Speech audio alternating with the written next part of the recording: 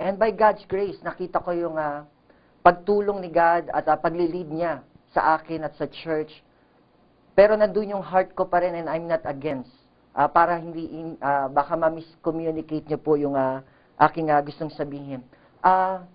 Narinig ko po actually ang gospel sa VCF, sa Victory Christian Fellowship. Sa isang weekend service lang po yun, weekdays. And nagkaroon ng parang altar call. Then tumayo ako doon. And then naging clear sa akin na sa matagal na matagal ko nang ine-earn na para maligtas, ito isang regalo pala. Pagkatapos ko marinig yon, i-share ko sa mga kaibigan ko, sa mga classmate ko, college, ako noon, yung time na yun, almost sa mga second year college. So, sinare ko siya, wala akong idea at alam tungkol sa pagpapastor. And honestly, hindi po ako nagplano na maging pastor. At hindi po ako nagplano na mag-build o magtayo ng isang church. Narinig ko lang po yung gospel and andun yung joy ko na ma-share. And then yung mga sinisharean ko, and nakita ko na kailangan sila na matulungan pa. So ginawa namin that time is nakikipag-join fellowship lang kami. Pero I don't know kung bakit hindi kami more na follow up, umaattend kami sa mga Christian churches like nga doon sa VCF, ganun din sa UBC, dito sa Moraita, yung University Baptist Church, na even right now, I know si Pastor Kanoy pa rin ang nag-lead ng service doon pag Sunday. Nakikipag-fellowship din kami doon para ma-feed. Hanggang dumating yung time na nakita ko na si God na nagbigay sa akin ng heart na kailangan ko sila i-lead. And then nag-start kami, hindi pa rin clear sa mind ko na church na ang paglilid na ng church ang ginagawa ko and pag-start na ng isang church. Nakita ko lang na kailangan nila ma-feed. So, nag-start kami doon lang sa maliit na aking kwarto. Doon kami nag-aaral ng salita ng Diyos pag Sunday, doon kami nag-praise and worship. That time, sumasabay lang kami sa cassette tape. Tape pa lang yun that time. May mga time na pumapalya pa nga, sumusunod lang kami. And then, may mga time na lumaon pa, meron kami naging visitor na Christian na mas older na sa age and ganun din sa Christian life. And then, tinawag niya akong pastor.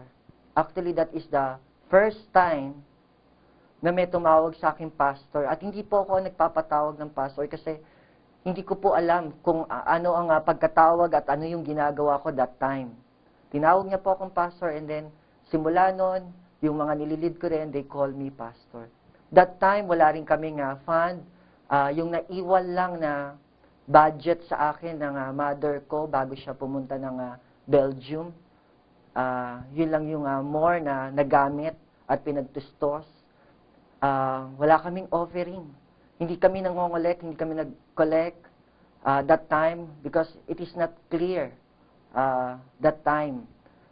At makikita natin yung pagkilos ni God sa akin. Nagkaroon ng maraming klaseng evangelism. Andun yung time na yon, uso pa yung pager.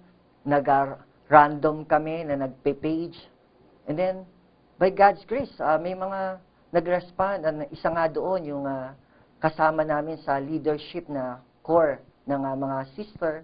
At yun nga po si Sister Vanji Maikes na nag-work before sa bangko, sa Security Bank. And then nag-resign siya para mag-full-time. And right now,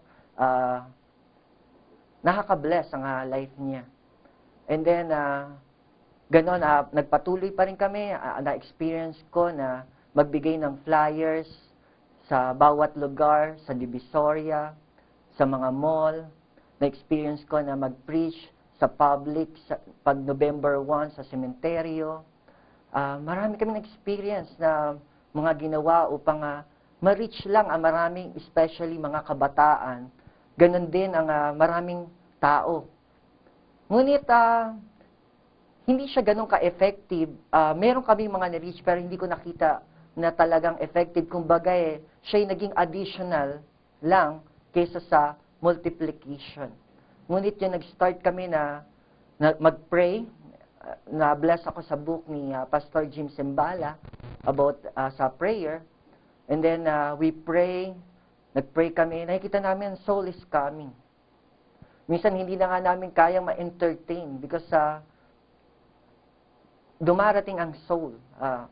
And then by God's grace, right now, na-bless ako sa book ng Destined to Reign ni Pastor Joseph Prince. And actually, itong isinishare ko sa inyo na related about sa grace, sa kanya ko po narinig. Ibig ko pong sabihin, hindi ko po ito imbento. And I really believe, hindi rin po ito imbento ni Pastor Prince. And I really believe, siya ay napasanan lang din. Actually, ang Gospel of God's Grace, ito po yung sinauna pa, si Apostle Paul pa. Na kailangan lang natin mag-grow sa grace. Alam niyo naman, lalo na sa Pilipinas, ang saan tayong galing na relihiyon, at alam niyo po yun, and then more ang nafokusan lang natin, yung kaligtasan na regalo. Hindi po yung by indulgence. Pero pagkatapos noon, akala natin na naligtas tayo by God's grace, pero kailangan na gumawa tayo ng mabuti ngayon, gumawa tayo ng mabuti. Okay? Pero hindi para maligtas, kundi ligtas na tayo. And then, naiiba siya hanggang nakita natin, akala natin tuloy, o hindi clear sa maraming Kristiyano, na naiiba, akala nila doon naman nila mini-maintain yung pagiging right nila before God. Mini-maintain nila yung pagiging right nila kay God.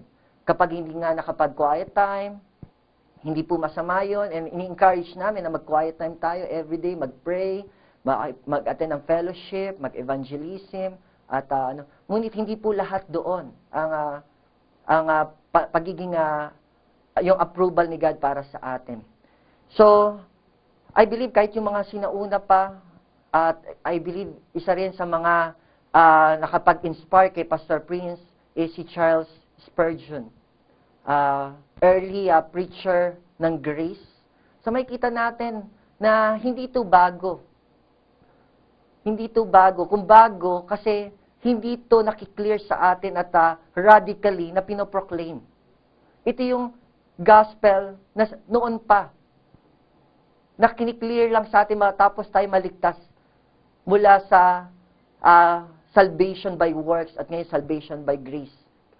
Kailangan lang natin mag-grow na ang ating righteousness kay God ay hindi by works. And na-share ko ng konti sa inyo yung testimony about sa church. At least para makita nyo po sa patuloy na pag-grow, gusto ko mag-grow. Andun din na naging talagang almost listener ako ni Pastor Ed Lapis ng Day by Day Church. Ganon din talagang naging habit ko rin na makinig sa 702 DCAS na nakaka-bless at maraming message doon. And then makikita ko yung pagkilos ni God, andun din yung talagang nag-start kami actually tinatawag namin yung church namin na campus. Dahil nagsimula talaga siya sa campus, mga estudyante lang. Iilan lang kami at halos lahat ay estudyante. Pero hindi kami pinabayaan ni God. Yung nag-start pa lang from scratch, from nothing. And then, approve kami ng Mustard Seed Foundation. Parang, it is impossible. Kasi that time, parang wala kami ganong mga credential para paniwalaan na kami church. Pero by God's grace, in-approve kami noon. At malaking tulong yun as an start. Kaya nga, Mustard Seed Foundation na panguna. At malaking tulong yun. Nagamit namin yung nakabili yung ng 3 van, nagamit yung for evangelism sa mga campus na nagpa-park kami doon. And biniles, nakita ko yung blessing ni God when we rely to Him through prayer and we preach the word of His grace. When we preach that, makikita natin yung blessing talaga. And